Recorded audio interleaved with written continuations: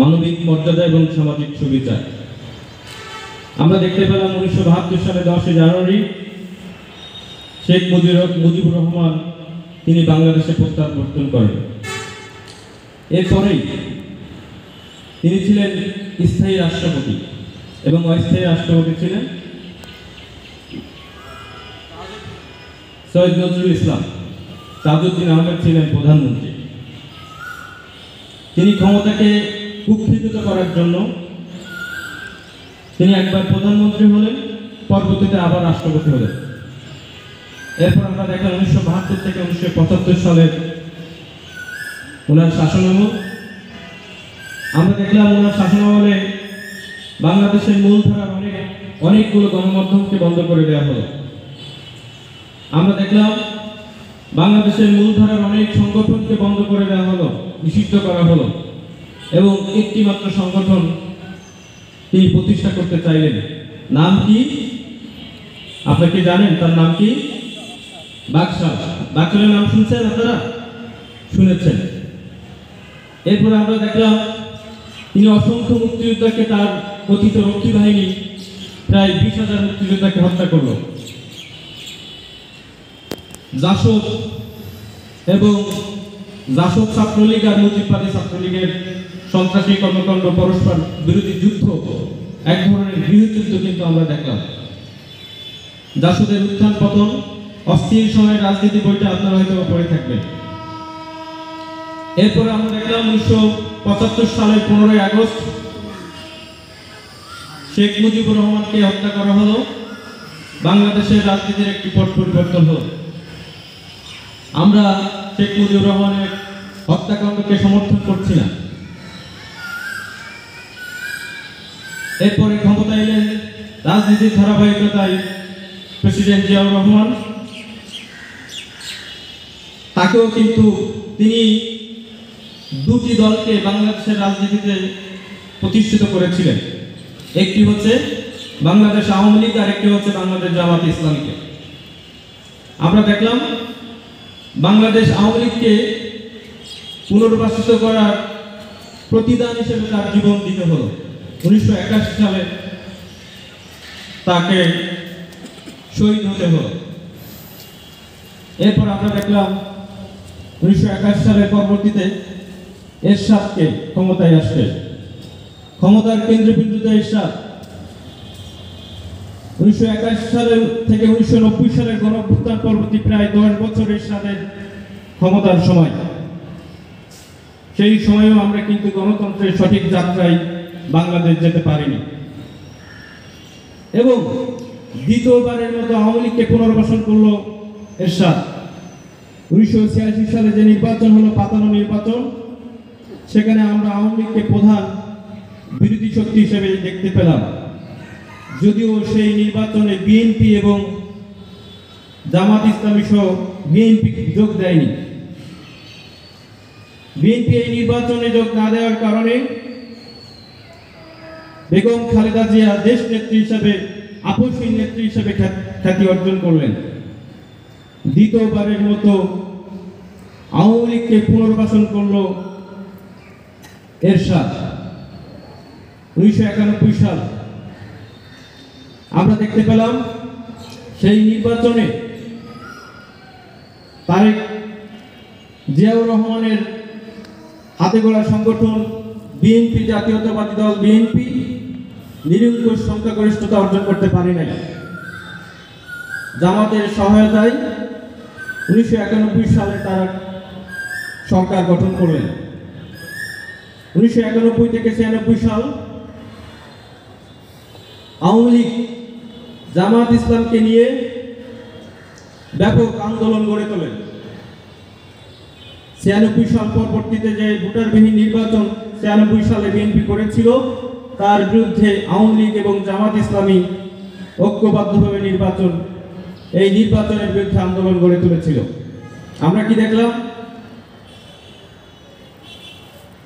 জামাত ইসলামী আওয়ামী লীগকে যে সাথে নিয়ে এই আন্দোলন করলো একটা ঐক্যবদ্ধতার মধ্য দিয়ে, তার অর্থাৎ আওয়ামী লীগকে তৃতীয়বারের মতো পুনর্বাসিত করেছিল জামাত ইসলামী এক হিসেবে, কোট আনকোট বলছি।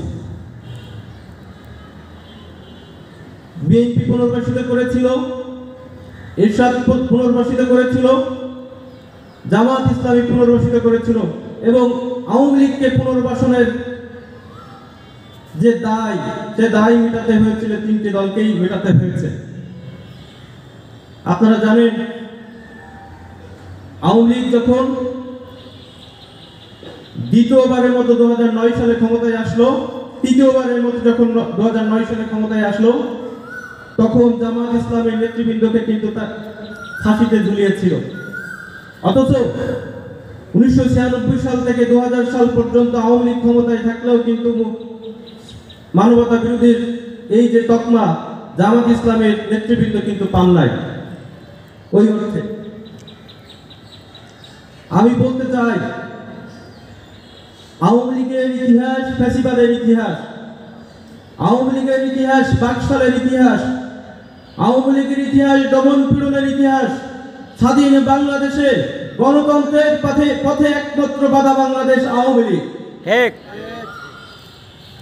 এবং 2009 সাল থেকে 2024 সালের গণঅভ্যুত্থান আমরা কি দেখলাম? 2009 সালের আগে একটু ফিরে যাই, 2006 সালের ঘটনা আপনাদের মনে করে দিতে চাই। সেখানে আমরা দেখলাম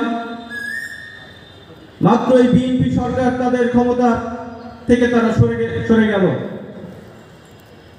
পল্টন ময়দান, সেখানে জামাত ইসলামীর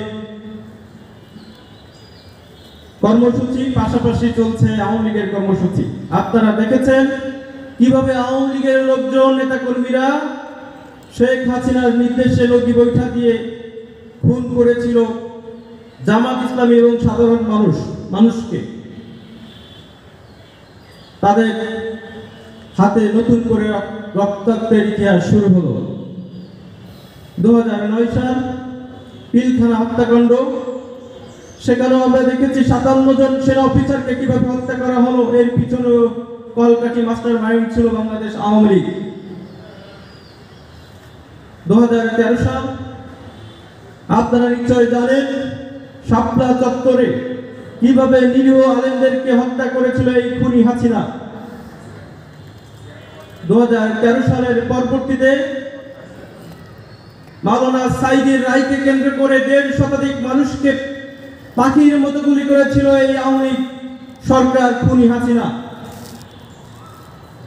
2009 থেকে 2020 সাল অবধি হাজার হাজার বিরোধী দলীয় নেতা কর্মীদেরকে খুন, গুম, ক্রসফায়ার, আইনাগর এমন কোন অপকর্ম আওয়ামী লীগ করেনি। এবং শুধুমাত্র এই অপকর্মের কারণেই আমার মনে হয় 24-এর যে গণ অভ্যুত্থানের হত্যাকাণ্ড, সেটিও যদি বাদ দেয় তাহলে বাংলাদেশে আওয়ামী লীগকে পুনর্বাসিত করার আর কোনো সুযোগ প্রশ্ন থাকতে পারে না। শুধুমাত্র 2009 থেকে 2020 সাল পর্যন্ত তারা যে অপকর্ম করেছে। আপনারা নিশ্চয় জানেন 2021 সালে মোদী বিরোধী আন্দোলন, মোদী এসেছিল বাংলাদেশে, তার বিরুদ্ধে আন্দোলন হয়েছিল। সেখানেও পাখির মতো প্রায় 30 জন মানুষকে হত্যা করেছিল খুনি হাসিনা। 2024 সালের গণ অভ্যুত্থান, আপনারা সেই গণ অভ্যুত্থানের ফ্রন্টলাইনার। সেখানেও পাখির মতো কিভাবে মানুষকে হত্যা করেছিল এই খুনি হাসিনা, এই ফ্যাসিস্ট সরকার, তা আপনারা নিজেরা চোখে চোখে দেখেছেন।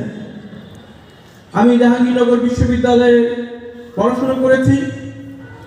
সেখানে আমরা দেখতে পেয়েছি কিভাবে জাহাঙ্গীরনগর পার্শ্ববর্তী যে এলাকাগুলো রয়েছে, সাভার এবং আশুলিয়া, সেখানে কিভাবে পাখির মতো গণহত্যা করেছিল হাসিনার নির্দেশে তার পুলিশ লীগ।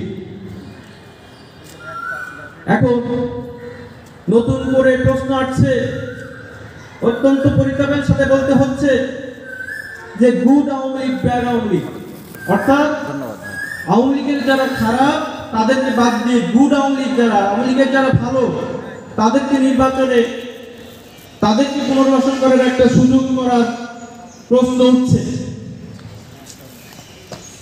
আওয়ামী লীগ মানেই ফাঁসিবাদ, গুড আওয়ামী লীগ ব্যাড আওয়ামী লীগ বলতে কিছু নেই, এমনকি গুড আওয়ামী লীগ ও ফ্যাসিবাদের অংশ। সুতরাং আমাদের জীবন থাকতে আমরা বাংলাদেশে আওয়ামী লীগকে আর পুনর্বাসিত হতে দিতে পারি না। আমরা আমাদের জান দিব, কিন্তু আমরা জুলাইকে দিতে পারি না। প্রিয় ভাইরা, আজকে এনসিপির এই প্রোগ্রামে আপনারা হয়তো গুটি কয়েক লোক এসেছেন। আমি বিশ্বাস করি শহীদেরা আমাদের সেরা সম্পদ, রেখে গেছে সাহসের দ্বিধাহীন সোজা রাজপথ। যে রাজপথ তারা দেখিয়ে গেছে, এই রাজপথে আমরা ছিলাম, আমরা আছি, আমরা থাকবো। আপনারা আমাদের পাশে আছেন কিনা নেই? প্রিয় ভাইরা, আমি বিশ্বাস করি আমাদের শহীদের রক্তের শপথ এই বিনাপুল হবে এনসিপির একটি শক্তিশালী ঘাঁটি ইনশাআল্লাহ। আমরা যে সাহস দেখিয়েছি 24-এর গণঅভ্যুত্থানে, সেই সাহসের শক্তিতে বলীয়ান হয়ে আমরা বাংলাদেশকে নতুন করে ইনসাফের ভিত্তিতে সাম্য, মানবিক মর্যাদা এবং সামাজিক সুবিচারের ভিত্তিতে বাংলাদেশকে নতুন করে গড়তে চাই। বাংলাদেশের প্রতি প্রান্তরে, অন্দরে, বন্দরে, নগরে, শহরে এনসিপি পৌঁছে দিতে চাই আমাদের সেই সাম্যের বার্তা, মানবিক মর্যাদার বার্তা এবং সামাজিক সুবিচারের বার্তা। আমরা আপনাদের পাশে চাই, আমরা আপনাদের পাশে থাকতে চাই। আমরা আশা করি